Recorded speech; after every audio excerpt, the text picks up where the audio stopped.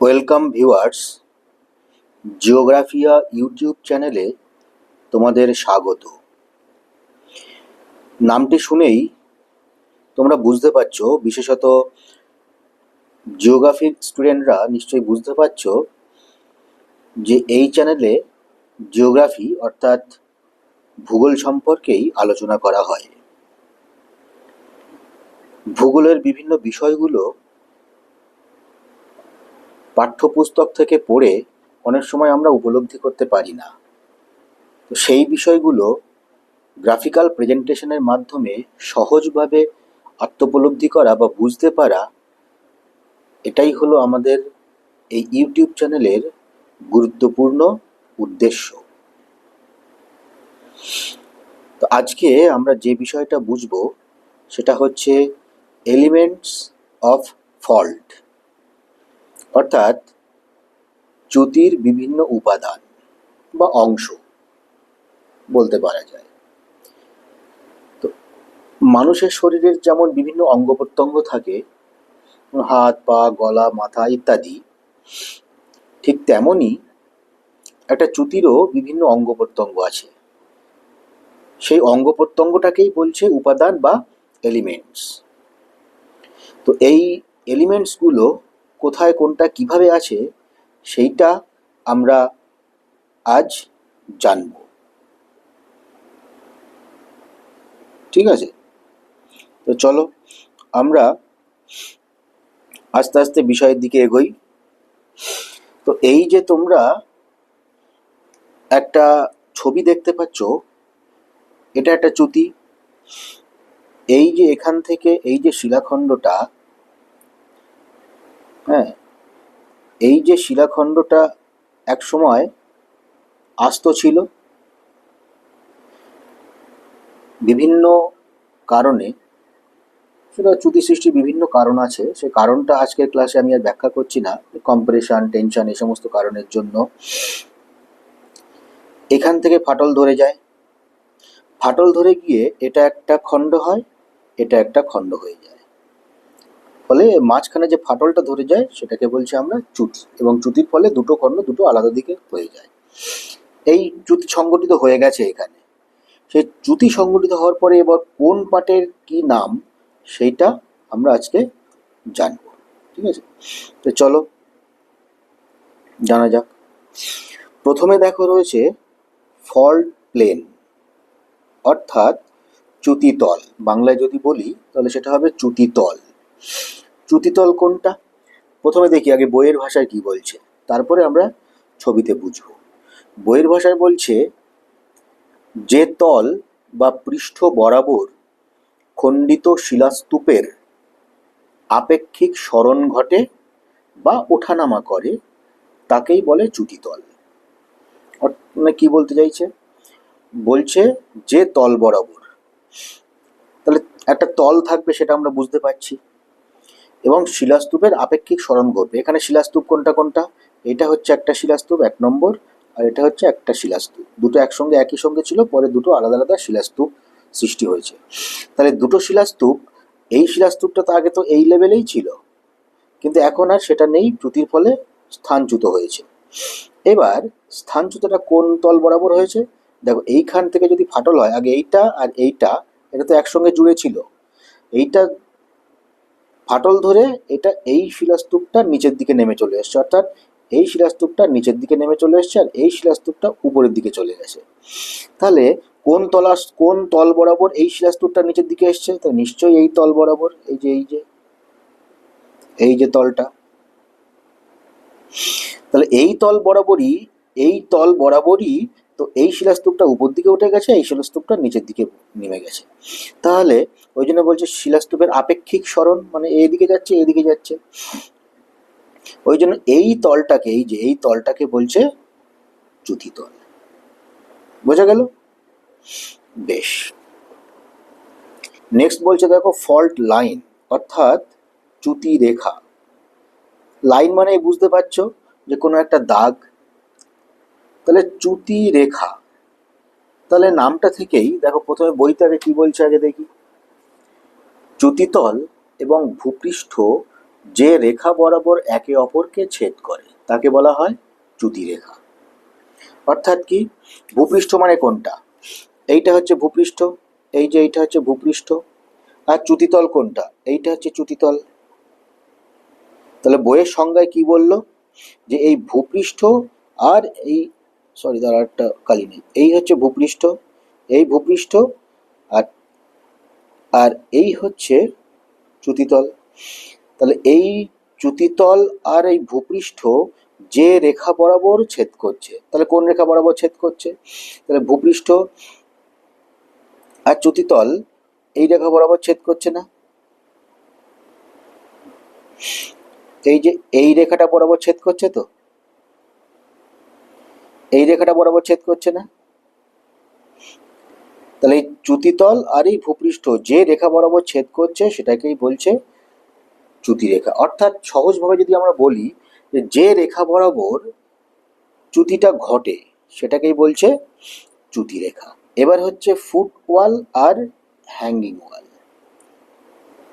Foot ওয়াল আর hanging ওয়াল এটা একটু ভালো করে বুঝতে হবে, এটা অনেকেই কিন্তু গুলিয়ে ফেলে। প্রথমে আগে বইয়ের ভাষাটা দেখি, এটা কিন্তু এক একটা বই থেকে আমি পড়ছি, যে একটা যে কোনো বই থেকে বলছি সেরকম কিছু না,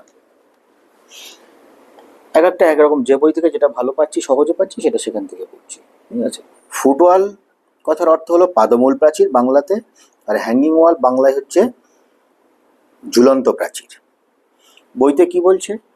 চ্যুতিতলের নিচের শিলাখণ্ড বা আদি শিলার সঙ্গে যুক্ত থাকে তাকে বলা হয় পাদমূল প্রাচীর। অপরদিকে চ্যুতিতলের উপরের দিকে যে শিলাস্তূপ অবস্থান করে বা আদি শিলাখণ্ড থেকে বিচ্ছিন্নভাবে অবস্থান করে তাকে বলা হয় ঝুলন্ত প্রাচীর। তাহলে কি বলছে? এটা কি আমরা জানলাম? এটা হচ্ছে চ্যুতিতল, এটা হচ্ছে চ্যুতিতল। তাহলে চ্যুতিতলের নিচের যে শিলাখণ্ডটা সেটাকে বলছে পাদমূল প্রাচীর। তাহলে এর নিচের দিকে কোনটা? নিচের দিকে হচ্ছে এইটা, তাহলে এইটা হচ্ছে ফুটওয়াল। ফুটওয়াল অর্থাৎ পাদমূল প্রাচীর। আর চ্যুতিতলের এটা যে নিচের দিকেই, আর চ্যুতিতলের উপরের দিকে, উপরের দিকে কোনটা? এইটা, তাহলে এইটা হচ্ছে কি? হ্যাঙ্গিং ওয়াল। হ্যাঙ্গিং ওয়াল অর্থাৎ ঝুলন্ত প্রাচীর। দেখো এটা এখানে ঝুলেই মতো রয়েছে। আচ্ছা, এইটা তো না হয় একটা স্বাভাবিক চ্যুতি। এবার যদি বিপরীত চ্যুতি হয়, বিপরীত চ্যুতির ক্ষেত্রে এইটা কিন্তু উপরের দিকে, এইটা একটু এরকম উপরের দিকে উঠে যায় আর এইটা নিচের দিকে নেমে আসে। তাহলে এইটা যখন উপরের দিকে উঠে যাবে, এত দূর উঠে যাবে, তখন কি হবে? তাও তো সেই একই জিনিসই থাকবে, চ্যুতিতলের উপরেই থাকবে। তখন এটা উপরে উঠে গেছে, এইটা উপরে উঠে গেছে মানে এটা ধরো না, এটা হচ্ছে উপরে আছে মানে পাদমূল প্রাচীর, আর এটা নিচে আছে, এটা নিচে আছে মানে ঝুলন্ত প্রাচীর। এখানে কিন্তু কোন শিলাস্তূপ উপরে আছে এবং কোন শিলাস্তূপ নিচে আছে পরস্পরের সাপেক্ষে না। উপরে নিচে কিসের সাপেক্ষে? চ্যুতিতল। এই যে চ্যুতিতল, এই চ্যুতিতলের সাপেক্ষে কে উপরে আছে কে নিচে আছে। এই চ্যুতিতলের নিচে যে সে হচ্ছে ফুটওয়াল, চ্যুতিতলের উপরে যে সে হচ্ছে হ্যাঙ্গিং ওয়াল। এটা যেন অবশ্যই খেয়াল থাকে। একে অপরের উপরে নিচে কিন্তু ব্যাপার না, সেটা আলাদা জিনিস, সেটা আমরা পরে বলবো, ঠিক আছে। তাহলে সবসময় একটা জিনিস মাথায় রাখবে যে ফুটওয়াল আর হ্যাঙ্গিং ওয়াল নির্ধারণ করা হয় চ্যুতিতলের সাপেক্ষে। অর্থাৎ চ্যুতিতলের নিচে যে থাকবে সে হবে পাদমূল প্রাচীর বা ফুটওয়াল, আর চ্যুতিতলের উপরে যে থাকবে সে হবে ঝুলন্ত প্রাচীর। হলো। এইবার দুটো একটা ইম্পর্টেন্ট জিনিস, এই দুটো খুবই ইম্পর্টেন্ট, এটা থেকে বারবার প্রশ্ন আসে। ডিপ আর স্ট্রাইক। ডিপ হচ্ছে কি? নতি বাংলাতে, আর স্ট্রাইক হচ্ছে আয়াম। একটা জিনিস দেখবে, চ্যুতিতে কিন্তু সব চ্যুতিতলকে নিয়েই সব কিছু, চ্যুতিতলের সঙ্গে সবার সঙ্গে সম্পর্কিত। এখানেও তাই। এইটা হচ্ছে চ্যুতিতল, এই যে লাল কালি দেওয়া, এইটা হচ্ছে চ্যুতিতল। এই চ্যুতিতলের সঙ্গে এই যে অনুভূমিক তলটা, এই যে অনুভূমিক তলটা, এটা অনুভূমিক তল মানে একদম ভূপৃষ্ঠের সঙ্গে সমান্তরাল। এই চ্যুতিতল আর এই অনুভূমিক তল যে কোণে উৎপন্ন করে সেটাকেই বলছে নতি। এইবার এটা আবার অন্যভাবেও করা যায়। তো এই যে অনুভূমিক তল, এটাও তো একটা অনুভূমিক তল, এটাও তো একটা অনুভূমিক তল, তাহলে এখানেও একটা কোণ উৎপন্ন করেছে। জ্যামিতির ভাষায় এই কোণ আর এই কোণ কিন্তু সবসময় সমান হয়, একটা উপপাদ্যও আছে। অতএব তুমি এই এই অনুভূমিক তল ধরো আর এই অনুভূমিক তল ধরো, যাই ধরো না কেন একই হবে। তাহলে এই কোণটা অথবা এই কোণটা, যে কোণটাই ধরো না কেন, সেটাই কি বলা হচ্ছে নতি বা ডিপ। কার না চ্যুতির নতি বা চ্যুতি নতি বা ডিপ, ফর ডিপ। ঠিক আছে। আচ্ছা, এবার এটা কোন দিকে আছে বলো তো? এই দিকে আছে, এদিকে আছে না? তো এইটাকে বলা হয় নতির দিক, চ্যুতির নতির দিক। এইদিকে হেলে রয়েছে, তাই নতির দিক। আচ্ছা, এবার একটা জিনিস, সেটা হচ্ছে স্ট্রাইকটা কি। স্ট্রাইকটা কি? স্ট্রাইকটা হচ্ছে এই যে তোমার অনুভূমিক তল, এটা একটা ধরো অনুভূমিক তল, এটা একটা অনুভূমিক তল। এই অনুভূমিক তল যে রেখা বরাবর চ্যুতিতলকে ছেদ করছে, তাহলে এই রেখা বরাবর ছেদ করছে না? দেখো এই যে এইটা এই বরাবর ছেদ করছে, তাহলে এই যে রেখা বরাবর ছেদ করছে এইটাই হচ্ছে স্ট্রাইক। তাহলে ডিপটা হচ্ছে কি? ডিপটা হচ্ছে একটা কোণ, আর স্ট্রাইকটা কিন্তু একটা লাইন, আয়াম, এটাকে বলে আয়াম। বোঝা গেল? পরিষ্কার? আচ্ছা, তাহলে ডিপ স্ট্রাইক গেল, চ্যুতির নতি আয়াম, এটা গুরুত্বপূর্ণ বিষয়। আচ্ছা, এবার কি? এবার যেটা জানবো সেটা হচ্ছে হিপ, আর একটা হচ্ছে থ্রু। একটা হচ্ছে হিপ, হিপ কথার অর্থ হচ্ছে ব্যবধি, আর থ্রু কথার অর্থ হচ্ছে ক্ষেপ। কি ব্যাপারটা? দেখো, এই ভূখণ্ড, শিলা ভূখণ্ডটা আর এই শিলাখণ্ডটা আগে তো একই লেভেলে ছিল, কিন্তু ফাটল ধরার পরে এই কিছুটা নিচে নেমে গেছে, এটা কিছুটা উপরে উঠে গেছে। ঠিক? আচ্ছা, এবার এই হিপ আর থ্রো জিনিসটা হচ্ছে এই দুটো শিলাখণ্ডের মধ্যে কতটা উলম্ব দূরত্ব হয়ে সৃষ্টি হয়েছে আর কতটা অনুভূমিক দূরত্ব সৃষ্টি হয়েছে। এইখানে ছবিতে দেখো ভালো করে যে এই শিলাখণ্ড আর এই শিলাখণ্ডের মধ্যে অনুভূমিক কতটা ডিস্টেন্স তৈরি হয়েছে। তাহলে এই শিলাখণ্ডটা এখন এরকম এই লেভেলে চলে এসছে না? তাহলে অনুভূমিক ডিস্টেন্স এতটা, এই যে এতটা অনুভূমিক ডিস্টেন্স এখন। তাহলে এই যে অনুভূমিক ডিস্টেন্সটা, অর্থাৎ উলম্ব যে দূরত্ব, সেটাকে বলছে থ্রো, সেটাকে বলছে THROW, থ্রো, বা বাংলায় বলে ক্ষেপ। কি বলে? ক্ষেপ। আচ্ছা, এবার ঠিক সেরকম ভাবে দেখো অনুভূমিক কতটা সরে গেছে। এইটা হচ্ছে তাহলে অনুভূমিক এখান থেকে এতটা সরে গেছে না অনুভূমিক? এই যে অনুভূমিক যে দূরত্বটা, সেটাকে বলে হিপ, HEAVE, হিপ অর্থাৎ ব্যবধি,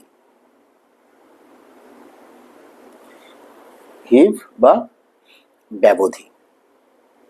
তাহলে কি? এটা কিন্তু খুব মানে গুলিয়ে ফেলে সবাই, এবং এরকম প্রশ্ন আসে কিরকম, যে চ্যুতিতে সৃষ্ট দুটো শিলাখণ্ডের মধ্যে যে অনুভূমিক দূরত্বের সৃষ্টি হয় তাকে কি বলে?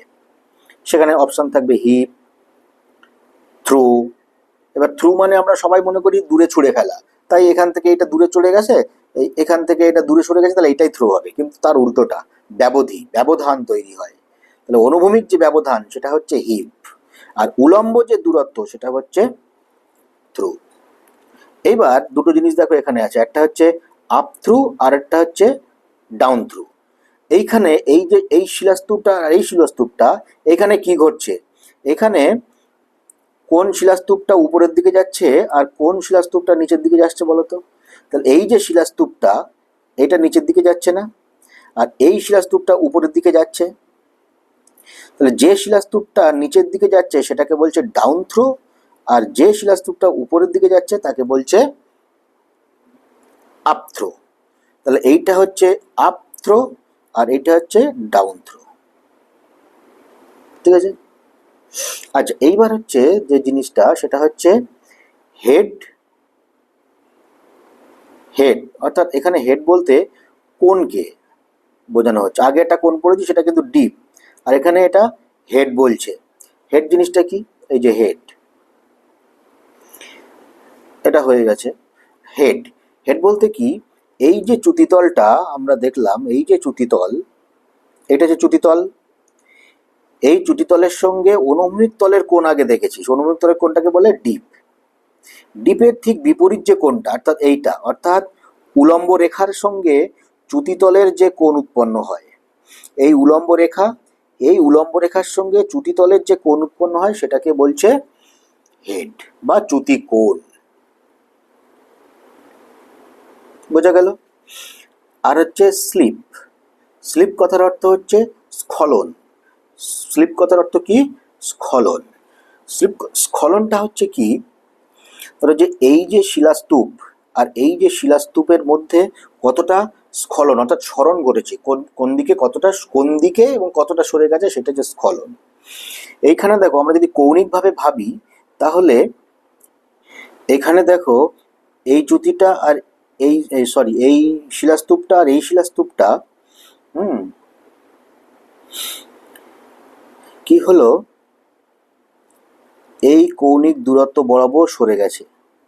তার মানে কিছুটা এই স্ট্রাইক বরাবর সরেছে, আবার কিছুটা সরেছে এই নতি বরাবর, ডিপ বরাবর। এটা যে নতি, ডিপ বরাবর সরেছে। তার মানে এই যে ধরো এখান থেকে যে আমরা উলম্ব যে রেখাটা আনি তার সঙ্গে এই কৌণিক দূরত্ব এবং তার এই স্ট্রাইক বরাবর, তাহলে এই যে যতটা পরিমাণে স্খলন স্ট্রাইক বরাবর এবং ডিপ বরাবর, যতটা পরিমাণ একটা শিলাস্তূপের সঙ্গে একটা শিলাস্তূপের স্খলন ঘটেছে, সেটাকেই বলছে স্লিপ।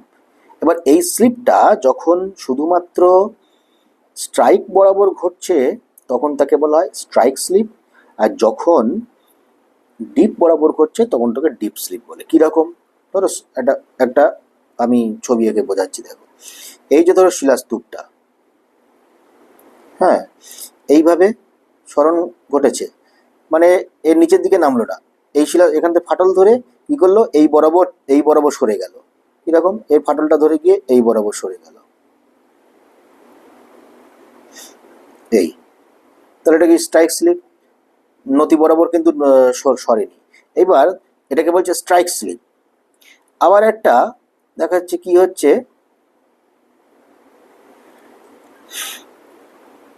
এইটা হচ্ছে চ্যুতিতল, এখানে কি হলো, নতি বরাবর ওইদিকে সরলো না, এদিকে আয়াম বরাবর কিন্তু সরলো না, নতি বরাবর সরে গেল।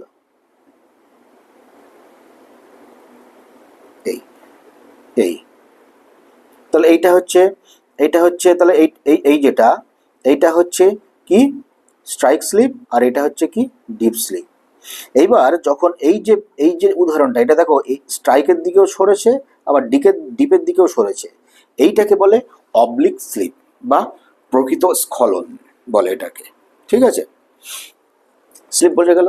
আচ্ছা, আর একটা জিনিস তোমাদের বোঝানো হয়নি, যেটা হচ্ছে এই যে চ্যুতিতলটা তোমরা দেখতে, এই যে চ্যুতিতলটা, এই চ্যুতিতলে যখন কি হয়, এই চ্যুতিতলে যদি এরকম আঁচড় কাটার মতো যদি দাগ যদি হয়, তখন সেই ধরনের চ্যুতিতলকে বলে স্লিকেন সাইট। কি বলে? স্লিকেন সাইট।